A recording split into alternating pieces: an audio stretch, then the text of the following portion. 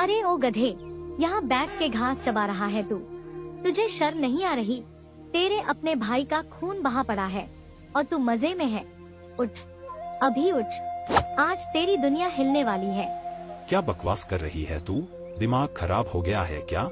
मेरा भाई अभी जिंदा था, मैं खुद उसे छोड़कर आया हूँ। कोई उसे हाथ भी नहीं लगा सकता, समझी तू? साफ साफ बता, हुआ क्या है, वरना तेरा ये ड्रामा यहीं खत्म कर दूंगा। मेरे सामने अधूरी बात मत कर। मैं उसी रास्ते से आ रही हूँ जहाँ वो था, और जो मैंने देखा वो देखकर मेरे पैर कांप गए। तेरा भाई जमीन पर पड़ा था, बिल्कुल बेजान। उसके शरीर पर गहरे घाव थे, जैसे कई दरिंदों ने मिलकर हमला किया हो। चुप हो जा, एक शब्द और नहीं सुनना मुझे। मेरा भाई ऐसे नहीं मर सकता, वो कोई कमजोर नहीं था। अगर किसी ने उसे छुआ भी है तो वो अपनी मौत खुद लिख चुका है। मुझे वहाँ ले चल, अभी इसी वक्त। मैं अपनी आँखों से देखूंगा कि किसने मेरे खून को बहाया है। चल, लेकिन याद रखना, जो तू देखने वाला है वो तेरे अंदर सब कुछ बदल देगा। वहाँ सिर्फ एक लाश नहीं पड़ी, वहाँ मौत का खेल बिछा है। हर घाव चिल्ला चिल्ला कर बता रहा है कि हमला कितना बेरहम था।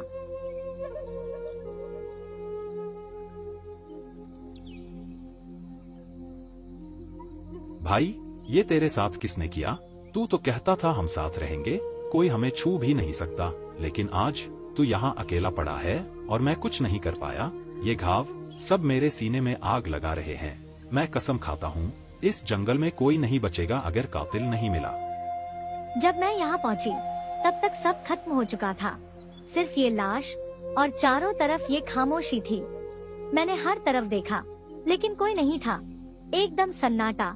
मुझे लगा कि अगर मैं एक पल और रुकी तो अगला शिकार मैं बन जाऊंगी, इसलिए मैं भागकर तेरे पास आई। मतलब कातिल यही है, यहीं कहीं छुपा बैठा है।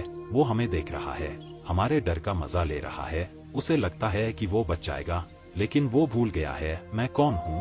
अब ये सिर्फ मौत नहीं, ये बदले की शुरुआत है, और मैं उसे जमीन से निकालकर उसके खून से जवाब लूंगा।